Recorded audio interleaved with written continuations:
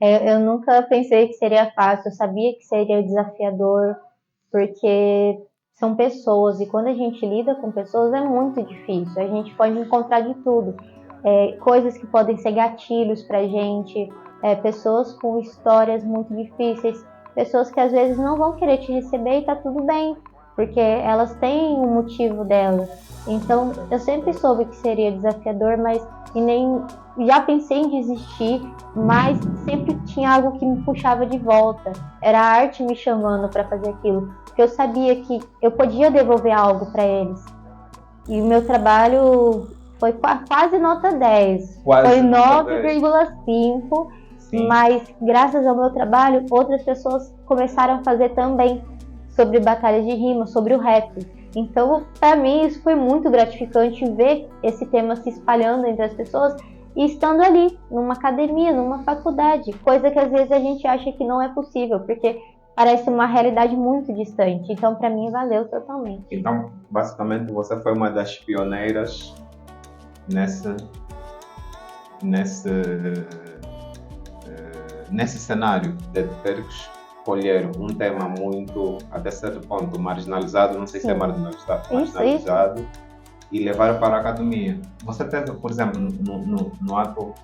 no ato da defesa, você teve lá alguma pessoa, sei lá, da comunidade também que faz a assistir? Infelizmente não, Ok. porque foi na época de pandemia, De pandemia. então não foi possível. Mas eu compartilhei com as pessoas que me ajudaram nesse processo. O Roneir, por exemplo, né, que ele participa de um grupo de rap há mais de 30 anos, o Zona Sul MCs, e ele é um dos pioneiros aqui em São José em relação à batalha de rima. As pessoas acham que não, que isso aqui é só para pessoas num nível social, por exemplo, baixo. O que é que essas pessoas perdem a pensar assim? Olha, elas perdem cultura, perdem muita riqueza, perdem muita sensibilidade, perdem a empatia, porque o hip hop, a arte em si, ele desperta os melhores sentimentos, as melhores coisas na gente. Queria que essas pessoas pudessem ter um olhar mais sensível para essas outras pessoas. Queria que, ao adentrar nesse movimento, elas tirassem a roupa do preconceito. Todas as formas do preconceito. Queria que elas vestissem a sensibilidade, como se fosse uma capa. Porque o que essas pessoas fazem pela gente é muito maior do que a gente consegue imaginar. Sejam todos bem-vindos para o primeiro episódio do Mazuela Podcast. Esse que é o nosso e vosso podcast. E como convite, ou como convidada de hoje, nós temos a Carol. Ela, melhor do que ninguém, vai se fazer uma breve apresentação e vão poder saber mais sobre ela e o que é que nos trouxe aqui. Carol, seja bem-vinda. Olá, muito obrigada. Meu nome é Carol, eu tenho 25 anos, sou formada em Serviço Social e Agente Cultural. Minha área, meu nicho é poesia. Eu escrevo desde os 10 anos de idade. Também tenho envolvimento com danças urbanas e o movimento hip hop em si. Boa. Carol, lembro-me quando você falou sobre essa questão do teu projeto. Acredito que você havia me dito que para o teu trabalho final você havia feito um projeto que falava sobre rima e sobre freestyle. Mas antes de falarmos sobre isso especificamente, quem é a Carol? Como é que a Carol se descobriu nesse mundo das rimas, no mundo do serviço social, questões dessa natureza? Eu sempre tive envolvimento com movimentos sociais, mas na escola, especificamente no ensino médio, isso ficou cada vez mais forte com as aulas de sociologia. Nas apresentações, eu sempre queria fazer algo voltado para esses movimentos, sempre quis entender as pessoas que estão à margem da sociedade e por que elas estão nessa posição, porque as pessoas colocam elas nessa posição. Então aí foi o ponto de partida. Quando eu tive a oportunidade de fazer faculdade, inicialmente eu queria psicologia, mas eu vi a grade de aulas do serviço social e me encantei, porque ele contemplava tudo que eu estudei, tudo que eu me sentia cativada no ensino médio. A gente estudava política, estudava as pessoas, estudava também psicologia, economia, que eram temas que me chamavam a atenção e tinham a ver com os valores e os princípios que eu carregava. A partir daí eu procurei me envolver bem mais com os movimentos sociais, porque até então o meu envolvimento era só teórico. Então eu fui para a prática, para as ruas, porque é aí que a gente vê o movimento social de verdade acontecendo. É onde ele existe, é a base. Então participei de muitas manifestações, né, em virtude do governo antigo que a gente tinha.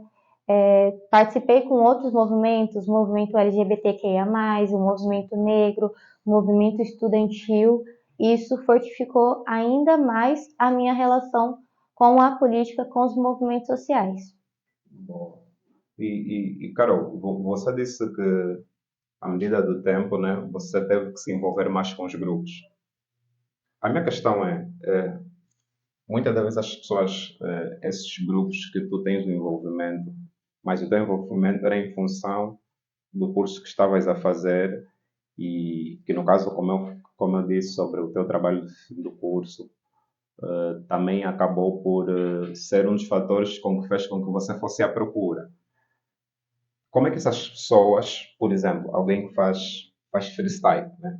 Como é que essa pessoa encara quando vê alguém formado e ter interesse naquela atividade em específica e se calhar numa conversa que você ter com essa pessoa dizer que é para tu estudar algo e o que você faz é muito útil para o meu trabalho. Como é que é a reação dessas pessoas? Bem, depois que eu estava no meio da faculdade, a gente precisou fazer o TCC, o trabalho de conclusão de curso. E eu escolhi fazer sobre as batalhas de rima, que elas vêm de um contexto de vulnerabilidade, elas já vêm de um contexto de violência, porque inicialmente o hip hop ele nasceu da vulnerabilidade, ele nasceu desse contexto. Então as pessoas passaram a fazer batalhas de rima para minimizar a violência. Ao invés de brigarem, elas faziam o freestyle, elas discutiam entre si, que era alguma forma de minimizar a situação que eles estavam passando. Então eu passei a frequentar bem mais esses movimentos justamente pelo meu TCC. Foi aí também que foi um outro ponto de partida para que eu me envolvesse cada vez mais com o movimento hip hop. E eu chegar para uma pessoa e falar que ela é o meu objeto de estudo, que eu preciso dela, eu acho que causa bastante surpresa, porque as pessoas que são do movimento hip hop, ele já nasce da vulnerabilidade, então elas estão acostumadas a estarem à margem, né? Elas estão acostumadas com preconceito, com a banalização. Então, quando as pessoas passam, em vez essas rodas, esse movimento de rima, elas já tratam de forma, menosprezam muito, porque não é habitual, né? Não é bonito esteticamente, não é bem visto pelas pessoas. Então, eu acho que deixa a pessoa um pouco incrédula e talvez eles não saibam o próprio valor, a grandiosidade que eles têm, porque eles não são só um objeto de estudo, eles são pessoas com histórias, com repertório, com sentimentos. Então, quando eu precisei fazer o meu trabalho de conclusão de curso, eu tive que ter muita sensibilidade ao abordar essas pessoas, porque eu estava entrando em um espaço que não era meu. Era claro que eles não é que o espaço não era meu, mas era um espaço que eu não estava habituada a frequentar, apesar de já admirar as rodas de rima, as batalhas de rima, não era um espaço que eu era pertencente. Então eu tive que ir com muita calma, muito respeito e muita consciência de que ali eu não podia extrair informações, eu não podia ficar extraindo e não devolver nada para eles. Tinha que ter uma questão de permissibilidade. Exatamente. Até porque o movimento hip hop, tudo que ele dá para você, você tem que devolver de alguma forma. E o que eu ia devolver era trazer esse movimento que por muitos anos foi banalizado para a academia, para a faculdade. A minha ideia era tentar tirar a arte desse lugar de elitismo. Só pessoas com conhecimento podem ter acesso à arte. Só pessoas, né, com poder aquisitivo podem acessar a arte. Não, isso é um absurdo. Então, a minha ideia principal com o meu trabalho e o que eu queria devolver para eles era isso, fazer com que eles pudessem frequentar esses espaços e que a história deles estivesse registrada em documento. Ok, muito interessante, Carol. E eu, curiosamente, estou muito espantado pelo facto de teres que fazer um trabalho de fim do curso e o teu objeto de estudo serem pessoas fazedoras de rima, né? Porque eu acho que também exigiu muito de ti, né? Como essa questão que estamos a falar da permissibilidade, você tinha que ir ganhando a confiança das pessoas. E como é que foi esse processo de você, porque o trabalho de conclusão do curso tem muitas fases, né? Tem aquela fase que você acredita que aqui também deve ser assim. Você tem os seus encontros com o orientador, fica a Sim, abordar, e normalmente os orientadores, alguém que também percebe da matéria, tem esse tem. ponto. Como é que foi isso? Foi um processo muito desafiador. Eu sempre acreditei na potência do meu tema. Eu sempre acreditei que era um tema muito importante e com muita relevância. Mas ao mesmo tempo, eu ficava muito em dúvida, porque eu não sabia como chegar até essas pessoas. Por quê? Eu sou uma pessoa branca. Esse movimento, existem pessoas brancas que participam dele, mas a maioria das pessoas são negras. Então, geralmente tem essa questão do receio quando uma pessoa branca está adentrando ali o movimento. Tipo, o que que ela está fazendo aqui? O que ela quer? Ela só Você quer. sentia isso? Eu sentia. E eu sempre fui muito tímida. Então, a minha timidez também me atrapalhava. Porque eu queria chegar nas pessoas e fazer perguntas, mas eu não sabia como. Então, muito desse contato é, foi a partir de pessoas que eu já conhecia, que já tiveram algum envolvimento com as batalhas de rima, que pudessem fazer meio que esse caminho para mim, tornar esse caminho mais Mais fácil. fácil. É os veteranos, né, que a gente chama aqui da cidade. Aí, a partir dessas pessoas, eu consegui me sentir um pouco mais confiante para entrar nesse território. E a minha orientadora, ela também acreditava muito na potência desse tema e acreditava em mim, o que foi muito importante também. Então, a partir disso, eu comecei a frequentar as batalhas de algumas regiões daqui de São José dos Campos, principalmente da região norte, porque é a região onde eu moro.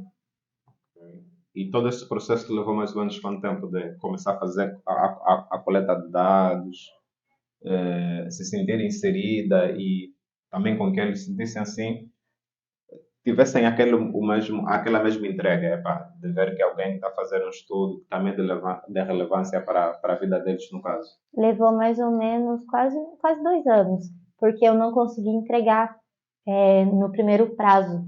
Eu tive algumas questões pessoais, então tive Sim, que dar uma parada. uma Então parada. levou esse tempo mais ou menos. Aí eu desenvolvi nesse período, fiz mapas com as batalhas, eu tive que mapear, né, as batalhas, porque algumas não eram divulgadas, eram clandestinas, ficavam mais escondidinhas. Então eu fui pesquisando em redes sociais, eu fiz o processo de netnografia e etnografia. Eu fui a campo, mas também fiquei mapeando ali nas redes sociais para saber quem são essas pessoas, onde elas estão e o que elas estão fazendo e por que elas estão fazendo. Então tive que ter todo esse trabalho. Então foi um processo bem demorado. Bem demorado. E sendo que, bom, basicamente, você é alguém que admira a arte, mas não faz a arte, né? Como tal. Por outro lado, você tinha orientadores, você tinha pessoas ou professores que fizeram parte da tua banca de jurado, não sei se esse é o termo aqui também, Sim. da tua banca de jurado. Como é que eram vossas discussões, né? Como é que eram vossas discussões e o que é que você aprendeu naquele meio que você eventualmente identificou que não, supondo, né, que o meu opositor, ou o meu professor que estava aí, o meu oponente, não sei qual é o termo correto aqui, que ele se calhar não tem noção e se calhar eu posso trazer um ponto para agregar também, né?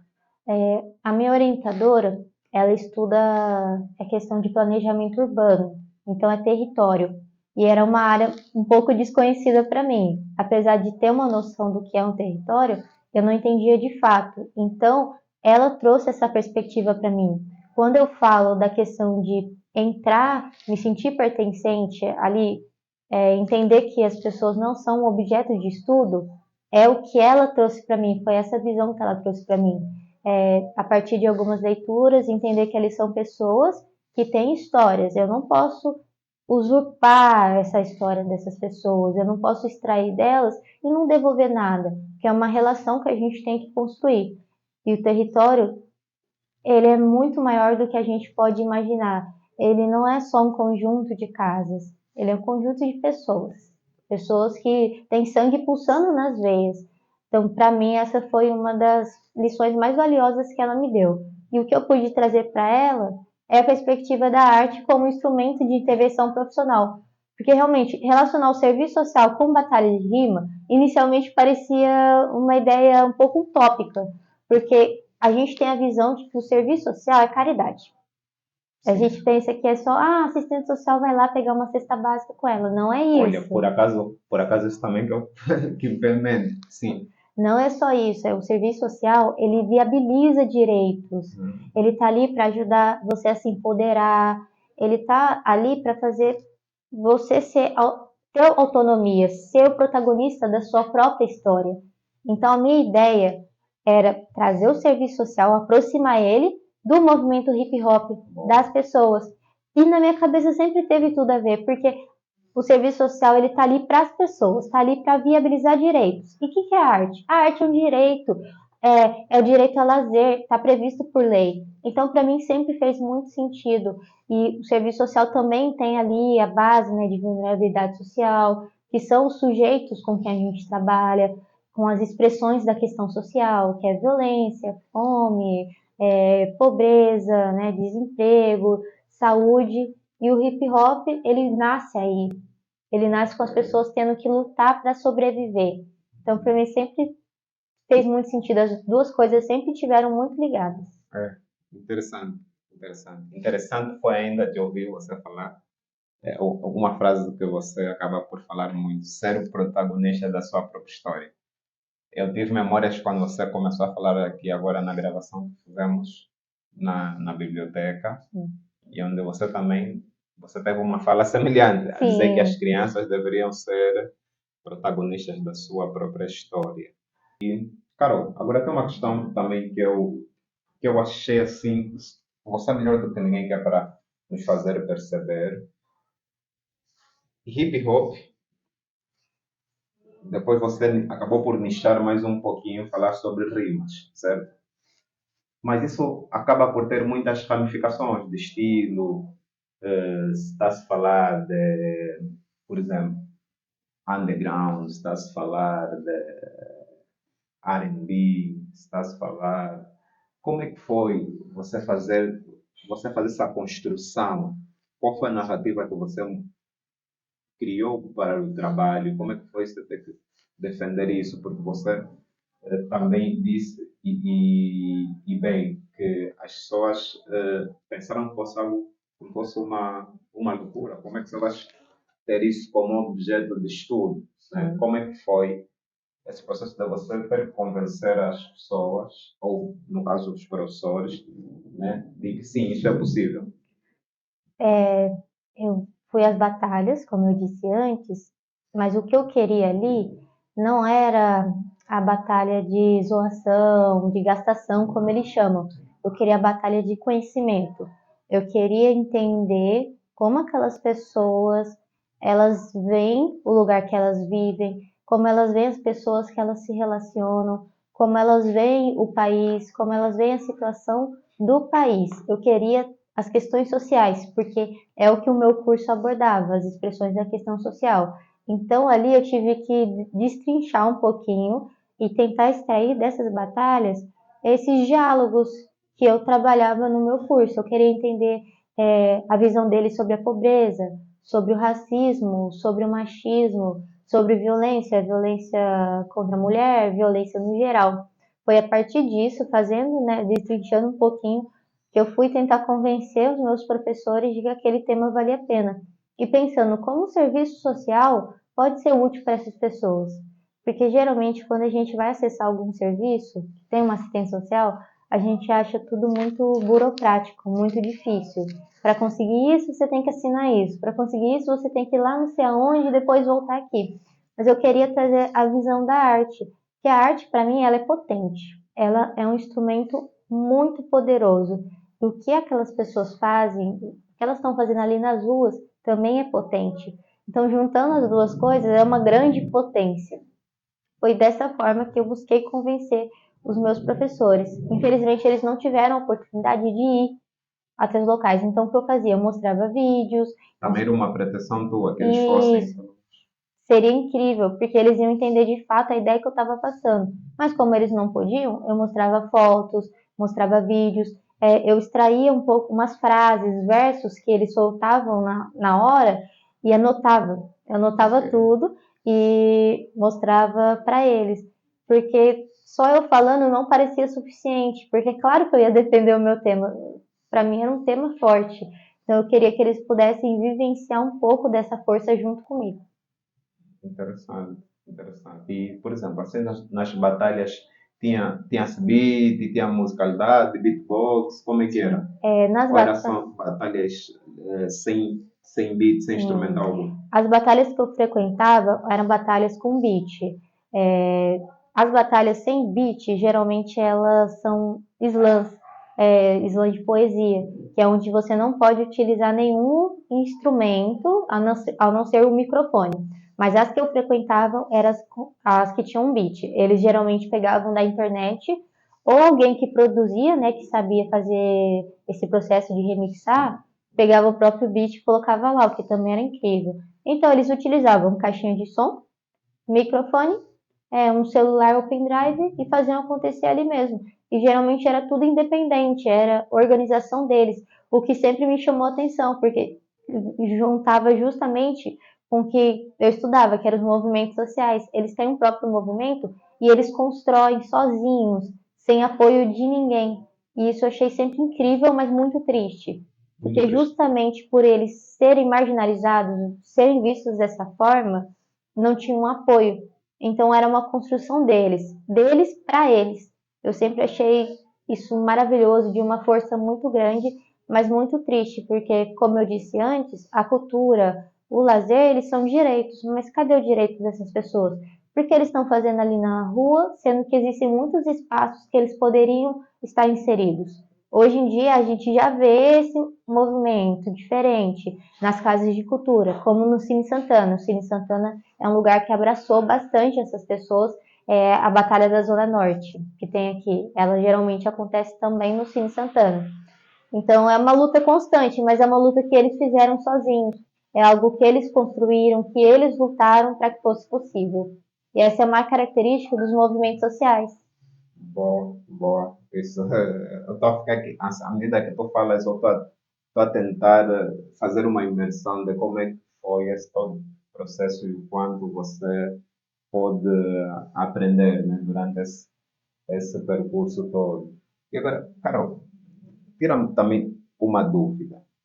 Esse todo processo de tu ires coletar dados a partir dessas pessoas, dos fazedores de hip hop, fazedores de freestyle, você quando chegou neles, né, você encontrou um contexto a nível de como é que eles se organizavam, como é que eles fazem as batalhas. Mas na tua explicação você dizia que você fazia, por exemplo, rimas de palavras que é para eles falarem sobre um tema específico. Como é que era esse processo? Porque vamos supor que lá um freestyler, né, ele gostava mais de falar disso, ou de A ao invés de B. Como é que foi esse processo de você trabalhar e apresentar esse tema, porque é aquele tema que você tinha interesse para fazer uma coligação com o teu trabalho de fim de curso? Olha, na verdade era tudo meio imprevisível. Que a batalha ela está acontecendo ali, então vai depender muito de como a pessoa está se sentindo no dia, o que ela quer passar. Então eu apresentei o tema, mas não tinha como eu controlar o que eles iam falar, porque é ali do momento, é efêmero, é na hora, acontece ali na hora. Por exemplo, alguém faz uma fala de gastação, de zoeira, mas Sim. tem outro não. Outro vai em cima dessa fala e já traz algo potente, já traz algo mais forte, algo sobre uma visão social mesmo. Então depende muito de como eles estão se sentindo. Eu acho que tem gente que sai de casa e só quer extravasar o que está dentro do coração. Certo. Tem gente que só sai de casa e quer estar ali e colocar para fora tudo que está sentindo, todo o peso da semana. A pessoa espera a semana inteira para conseguir liberar esses sentimentos. Então era incontrolável, era muitas emoções todas misturadas e ao mesmo tempo eu achava isso incrível também. Por mais que eu quisesse extrair algo voltado para as questões sociais, não tinha como eu controlar, não tinha, porque é que nem a água, sabe? Sim, Você sim, não sim, consegue sim, controlar um sim. rio. Mas era tão forte. Você ouvir pessoas falando sobre a mãe, sobre as comunidades, falando sobre armas, e às vezes tinham crianças também. Aí quando tem criança, eles tentam se controlar mais em virtude, né, do respeito. Sim. Mas é um mar, assim, é um rio incontrolável de emoções.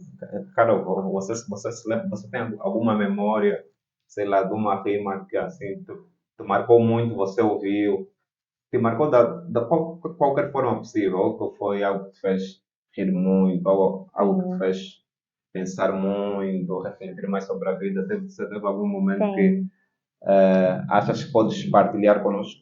Eu não lembro exatamente o que a pessoa falou, mas teve uma rima que a pessoa relacionou, falou assim: eu estou aqui na batalha para não ter que pegar numa arma. Isso para mim foi muito forte e me fez acreditar ainda mais no meu tema e no poder que a arte tem, porque aquela pessoa, ela estava ali, ela veio de longe, às vezes veio a pé, porque aquilo era a solução dela, era a escapatória que ela tinha naquele momento. Ela poderia estar fazendo algo muito ruim, mas não porque ela queria, né? Em virtude de um sistema que por muitas vezes é cruel, mas não, ela com toda a força que ela tinha juntou, né, toda essa força e foi fazer rima, foi fazer arte.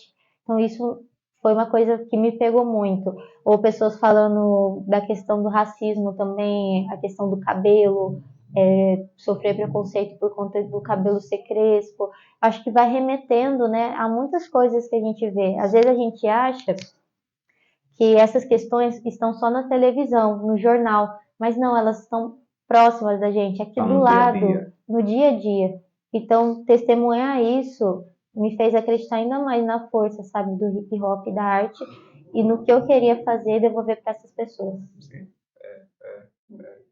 Acabo por concordar ou ir de acordo com a tua linhagem de raciocínio, porque eu, pelo menos em Angola, também frequentava muitos movimentos de hip hop e acho que já havia partilhado contigo.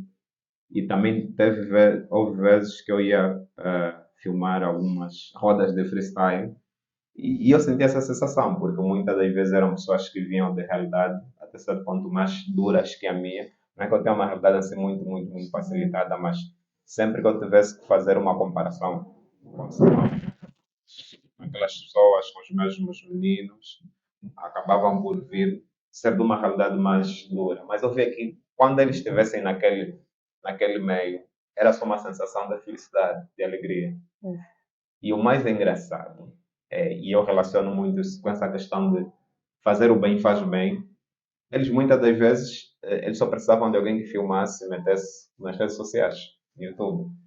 E muitas das vezes eles me pediam obrigado, mas eu sentia que eu não era digno daquele agradecimento. Eu sentia que deveria ser eu a pedir-lhes obrigado, porque eu tinha um trabalho corrido, né? Um trabalho corrido e muitas das vezes você quer, sei lá, mudar de direção ou fazer com que os teus pensamentos sejam todos eles direcionados Sim, numa outra coisa. E você chegava numa roda de rima, que é o melhor local. exato, Porque você poderia sair daí ou a rir muito, a refletir muito sobre a vida, mas você saía com um sentimento de alegria, de felicidade. exato. Carol, nosso episódio estamos quase a chegar na reta final, mas eu queria que você partilhasse conosco, sei lá, algum momento ou durante.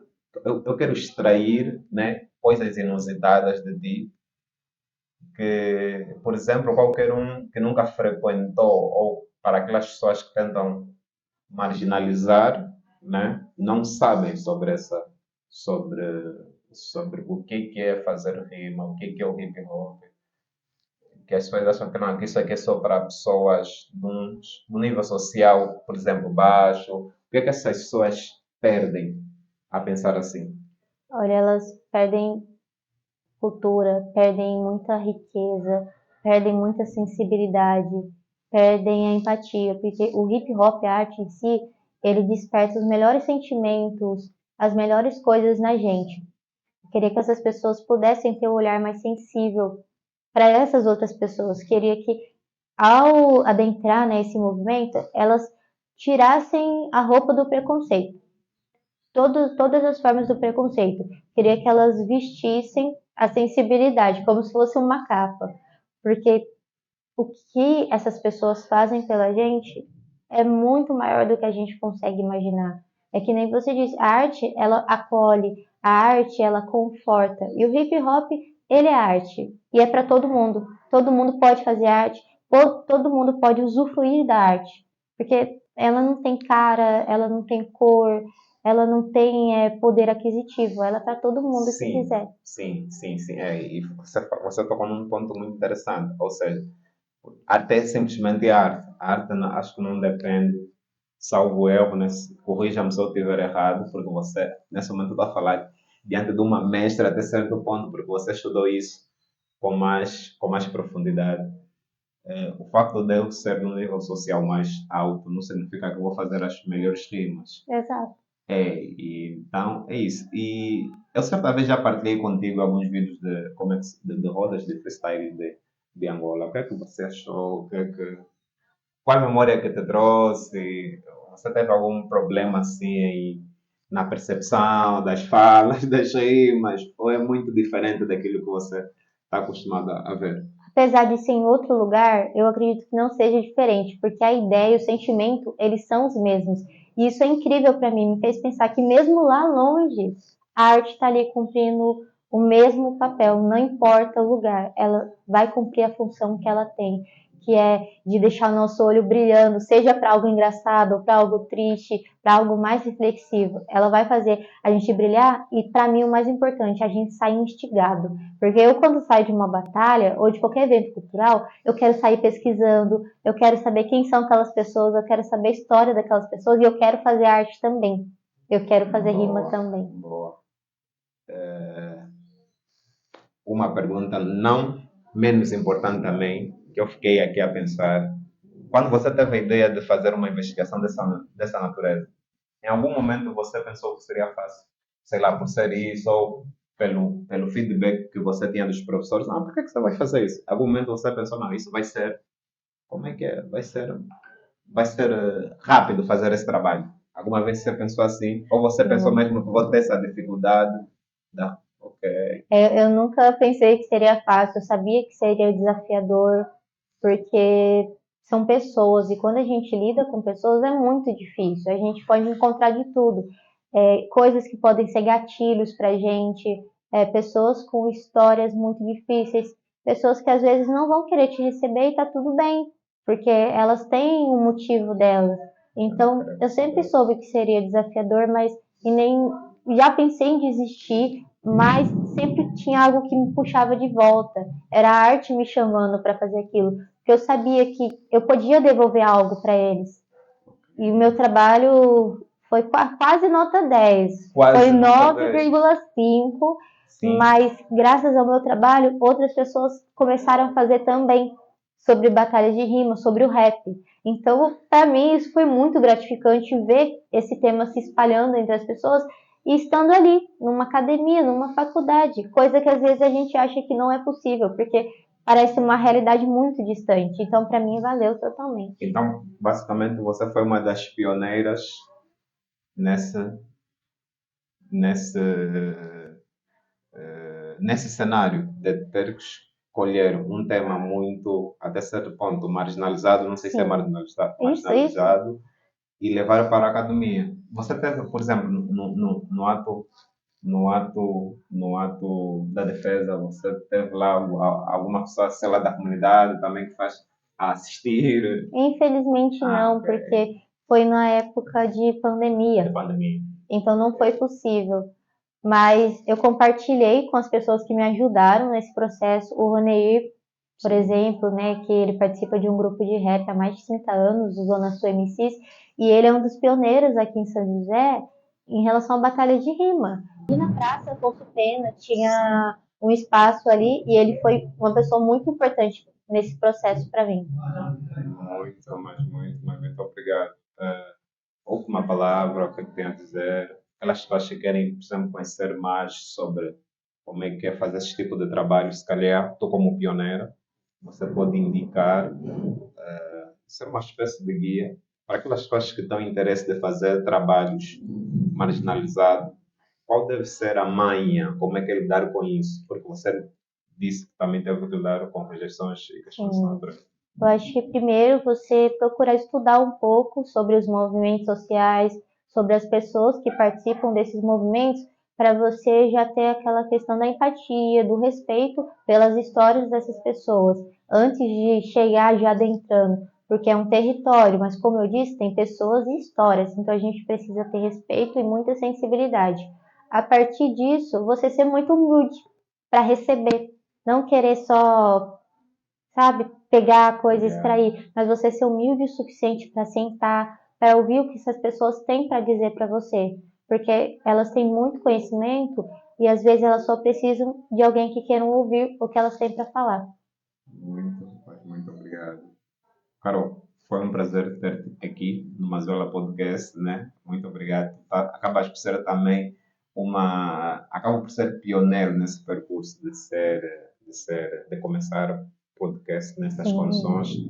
E também não sei se temos muitos vídeos por aí a falarem de pessoas que pegaram temas assim a certo ponto marginalizados e levaram numa academia para ser um objeto de estudo. Então, Carol, muito, mas muito obrigado. Estou muito grato por teres aceito o convite e sempre que puder também contes comigo naquilo que eu puder ajudar. Muito obrigada, Nani. Obrigada a todos vocês. Foi uma experiência incrível, apesar da timidez. Eu estou muito feliz em poder compartilhar um pouco do meu trabalho e falar sobre o que eu mais gosto, que é o movimento hip hop e a arte. Boa, obrigado. E é isso. Isso foi mais um episódio do nosso e vosso Mazuela Podcast. Esse trabalho que ela foi desenvolvendo, todo o percurso. Eu vou deixar algumas informações abaixo na descrição e vemo-nos no próximo episódio. Obrigado.